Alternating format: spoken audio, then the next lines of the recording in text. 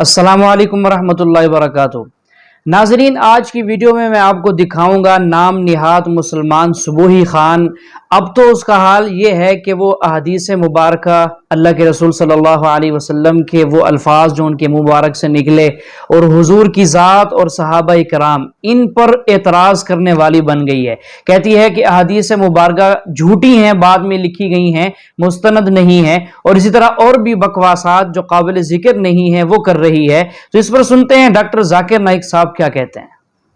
देखिए, मैं ये ज़रूर बोलना चाहती हूँ जितेंद्र कि पैगंबर मोहम्मद सल्लल्लाहु अलैहि वसल्लम की वफ़ात के बाद इस्लामिक सोसाइटी दो पार्ट्स में बट गई थी। एक था प्यार मोहब्बत का इस्लाम, एक था अमन पसंदीदगी का इस्लाम या भाईचारे का इस्लाम, दूसरा था अलगाववाद का, कट्टरवाद का, आतंकवाद का इस्लाम। दूसरा वो लोग थे जो सिर्फ पैगंबर का नाम लेकर अपनी सत्ता चलाना चाहते थे, तलवार की नोक लेके पूरे विश्व में इस्लामिक स्टेट बनाने निकले थे क्योंकि पैगंबर की बहुत मान्यता हो गई थी। तो उस नाम को इस्तेमाल करके सिर्फ मजहब के नाम पे एक सत्ता खड़ी करना चाहते थे। उन लोगों ने कुछ ऐसे फर्जी हदीस लिखे हैं अपनी बातों को, ताकि लोग मान लें कि लोग उनकी कही हुई बातों को मानेंगे कैसे। तो उन्होंने बहुत सारे ऐसे फैब्रिकेटेड हदीस हैं जो उन्होंने ये लिख दिए कि पैगंबर ऐसे करते थे, पैगंबर ऐसे बोलते थे। मैं तो ये भी कहती हूँ जितेंद्र कि पैगंबर मोहम्मद सल्लल्लाहु अलैहि वसल्लम का दुर्भाग्य है कि वो जंगली कबीलों के देश में पैदा हुए, जंगली कबीलाइयों के देश में पैदा हुए कि उनके चरित्र को कागज पे नहीं उतार पाए। हमारे देश में जो है, अगर श्री राम है या श्री कृष्ण है, क्योंकि हमारे देश में ऐसे ज्ञानी, ऐसे विद्वान लोग रहे हैं जो महात्मा पुरुषों के चरित्र को कागज पे उतार पाए हैं। लेकिन भारतीय मुसलमान इस जिम्मेदारी को आगे ले, आप इंट्रोस्पेक्ट करिए कि प्रॉफिट के बारे में गलत बातें कहाँ कहाँ कही गई हैं, उस पर सवाल खड़े करिए, इस्लाम के बारे में रिसर्च करिए और उन स्क्रिप्चर्स को ठीक करने की आवाज़ उठाइए। हम भारतीय मुसलमान हैं। अगर भारत में पैगंबर मोहम्मद सल्लल्लाहु अलैहि वसल्लम का सम्मान है तो भारत में महादेव का भी सम्मान है। जितनी आवाज हम प्रॉफिट मोहम्मद सल्लल्लाहु अलैहि वसल्लम के लिए उठाएंगे, उतनी ही आवाज हम महादेव के लिए भी उठाएंगे। आम हिंदू में यह तस्वुर है अवतार का, लेकिन कई हिंदू स्कॉलर्स कहते हैं यह लफ्ज जो अवतार है, it is positive of God. खुदा खुद नहीं हो सकता, ये खुदा की कोई चीज है।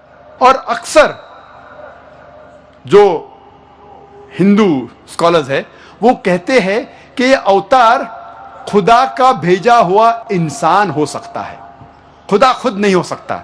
इसीलिए वेद में कहीं भी जो अवतार का आम लोग समझते हैं उसका जिक्र है ही नहीं वेद में, कि खुदा खुद इस धरती पे आए, इस जमीन पे आए, इसका जिक्र कहीं भी नहीं है वेद में।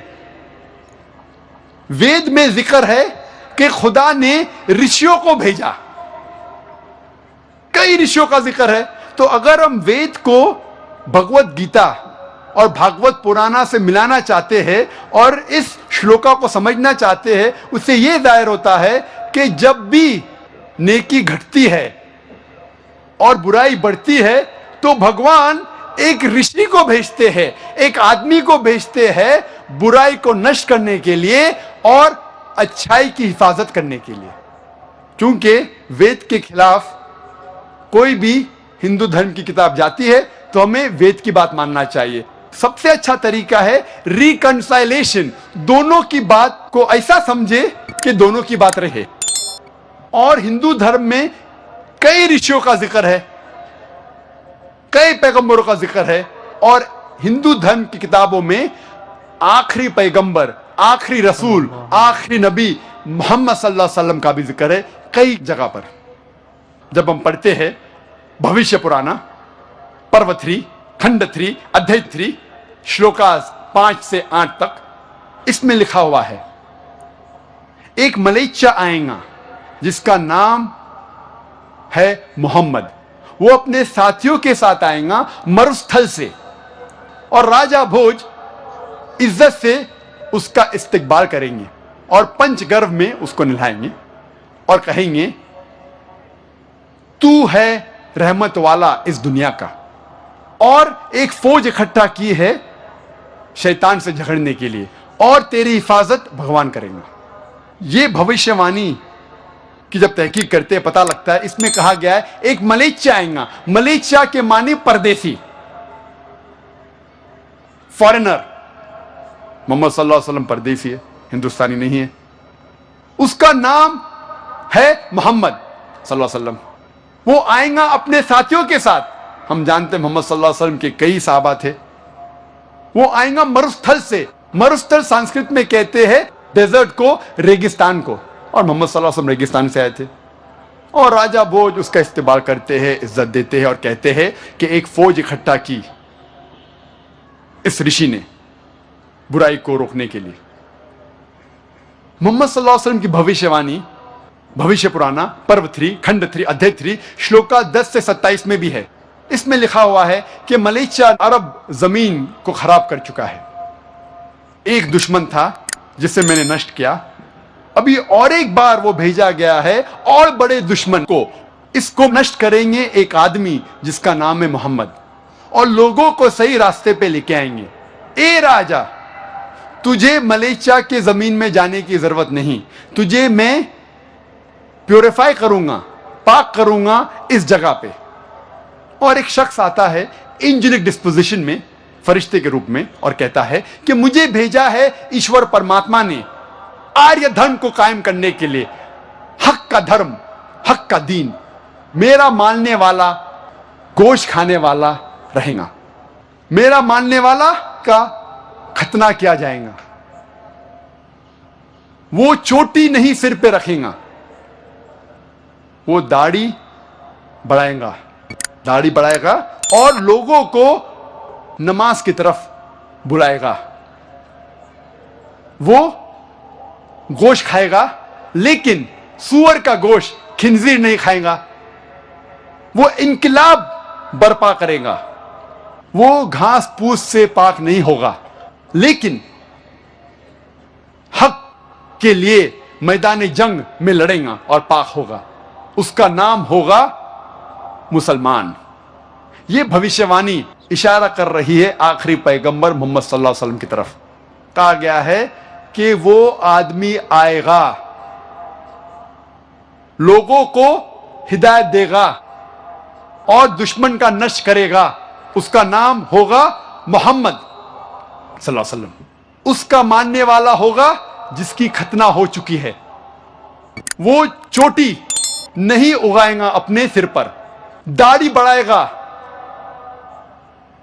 इनकलाब बर्पा करेगा, लोग को नमाज सलाह की तरफ बुलाएगा, जिसे कहते हैं आदान। वो इनकलाब बर्पा करेगा, गोश्त खाएगा, लेकिन खिंजीर सूअर का गोश्त नहीं खाएगा। वो पाक नहीं होगा घास और फूस से, लेकिन हक के लिए मैदान जंग में लड़कर पाक होगा। उसका नाम होगा मुसलमान। ये सारी बातें लिखी हुई है भविष्य पुराना में। कई भविष्यवाणी हैं, वक्त नहीं कि सारी की तफसीर करूं मैं। मोहम्मद सल्लल्लाहु अलैहि वसल्लम का जिक्र है भविष्य पुराना में पर्व 3 खंड 1 अध्याय 3 श्लोकाज 21 से 23 में भी मोहम्मद सल्लल्लाहु अलैहि वसल्लम का जिक्र वेद में कई जगह है। अथर्वा वेद में भी है, किताब नंबर 20 पाठ नंबर 127 मंत्रा नंबर 1 से 14। वक्त की किल्लत होने की वजह से, वक्त की कमी होने की वजह से सारे 14 मंत्रों का तस्करा मैं नहीं कर सकता हूं, सिर्फ पहले 2 का करूंगा। मंत्रा नंबर 1 में लिखा हुआ, इसे कहते हैं, ये 14 मंत्रा को कहते हैं कुंटप सुक्ता। कुंटप मतलब परेशानी से दूर करना, उसके मानी है अमन, सलामती, और अरबी में कहते हैं इस्लाम। कुंटप सुक्ता के मानी है, और एक मानी है hidden glands in the abdomen, और इसके मानी भविष्य में लोग को पता चलेंगे, अभी नहीं पता। कुंटप सुक्ता में अथर्ववेद किताब नंबर 20 पाठ नंबर 127 मंत्रा नंबर 1 में लिखा है, नरशंसा आएगा, कौरमा आएगा, और उसके 60,000 दुश्मन होंगे। मंत्र नंबर 1 में लिखा है, आएगा एक ऋषि जो है नरशंसा, कौरमा, उसके 60,000 दुश्मन होंगे। मंत्र नंबर 2 में लिखा है, वो ऋषि ऊंट चलाकर आएगा। मंत्र नंबर 1 में कहा गया है उसका नाम होगा नरशंसा। नरशंसा संस्कृत लफ्ज है जिसके मानिए नर, नर मानिए आदमी, शंसा मतलब प्रशंसा, तारीफ करना, वो आदमी जो तारीफ के लायक है। और अगर हम अरबी में तर्जुमा करते हैं हम कहेंगे मोहम्मद सल्लल्लाहु अलैहि वसल्लम, और मोहम्मद सल्लल्लाहु अलैहि वसल्लम नाम था आखिरी पैगंबर का, उसका तर्जुमा हिंदी में करते हैं तो हो जाता है तारीफ के लायक, वो आदमी जो तारीफ के लायक है। मंत्र नंबर 1 में आगे लिखा है वो है कौरमा। कौरमा के मानी अमन का शहजादा, सलामती का शहजादा, और मोहम्मद सल्लल्लाहु अलैहि वसल्लम सलामती अमन के शहजादे थे। कौरमा के और एक मानी है जो आदमी हिजरत करता है। हम जानते हैं कि मोहम्मद सल्लल्लाहु अलैहि वसल्लम ने हिजरत की थी, और मंत्र 1 में भी लिखा है कि उसके 60,000 तकरीबन 60,000 दुश्मन होंगे। और हम जानते हैं तारीख कहती है कि मोहम्मद सल्लल्लाहु अलैहि वसल्लम के दुश्मन तकरीबन 60,000 थे, जो मक्का की आबादी थी जो मोहम्मद सल्लल्लाहु अलैहि वसल्लम के खिलाफ थे शुरू में। मंत्र नंबर 2 में लिखा है वो ऋषि ऊंट चला के आएगा। कोई भी ब्राह्मण कभी भी ऊंट नहीं चलाएगा। क्यों? मनुस्मृति पाठ नंबर 11 श्लोक नंबर 202 में लिखा है ब्राह्मण कभी भी ऊंट नहीं चलाना चाहिए। तो ये ऋषि ब्राह्मण नहीं हो सकता। तो ये भविष्यवाणी इशारा कर रही है मोहम्मद सल्लल्लाहु अलैहि वसल्लम की तरफ। मोहम्मद सल्लल्लाहु अलैहि वसल्लम का जिक्र कई जगह वेद में, अथर्ववेद में, अथर्ववेद किताब नंबर 20 पाठ नंबर 21 मंत्र नंबर 6 में है। मोहम्मद सल्लल्लाहु अलैहि वसल्लम का जिक्र भविष्यवाणी अथर्ववेद किताब नंबर 20 पाठ नंबर 21 मंत्र नंबर 7 में भी है। मोहम्मद सल्लल्लाहु अलैहि वसल्लम का जिक्र ऋग्वेद किताब नंबर 1 पाठ नंबर 53 मंत्र नंबर 9 में भी है। कई जगह है। मोहम्मद सल्लल्लाहु अलैहि वसल्लम का जिक्र सामवेद में भी है। सामवेद अग्नि मंत्र नंबर 64, इसमें लिखा है कि ये ऋषि अपने मां का दूध नहीं पिएगा। हम जानते हैं मोहम्मद सल्लल्लाहु अलैहि वसल्लम अपने मां का दूध उन्होंने नहीं पिया, बीवी हलीमा का पिया। मोहम्मद सल्लल्लाहु अलैहि वसल्लम का जिक्र अहमद जैसे, अहमद मानी जो आदमी तारीफ करता है अल्लाह की, भगवान की, खुदा की, उसे कहते हैं अहमद। और अहमद मोहम्मद सल्लल्लाहु अलैहि वसल्लम का दूसरा नाम था। हिंदू धर्म की किताबों में मोहम्मद सल्लल्लाहु अलैहि वसल्लम की भविष्यवाणी अहमद नाम से कई जगह में है। सामवेद उत्तरचिक मंत्रा नंबर 1500, सामवेद इंद्रा भाग नंबर 2 मंत्रा नंबर 152, यजुर्वेद पाठ नंबर 31 मंत्रा नंबर 18 में जिक्र आता है मोहम्मद सल्लल्लाहु अलैहि वसल्लम का अहमद जैसे। ऋग्वेद किताब नंबर 8 पाठ नंबर 6 मंत्रा नंबर 10 में आता है। अथर्ववेद किताब नंबर 8 पाठ नंबर 5 मंत्र नंबर 16 में। अथर्ववेद किताब नंबर 20 पाठ नंबर 126 मंत्र नंबर 14 में। कई जगह पे मोहम्मद सल्लल्लाहु अलैहि वसल्लम की भविष्यवाणी है अहमद नाम से।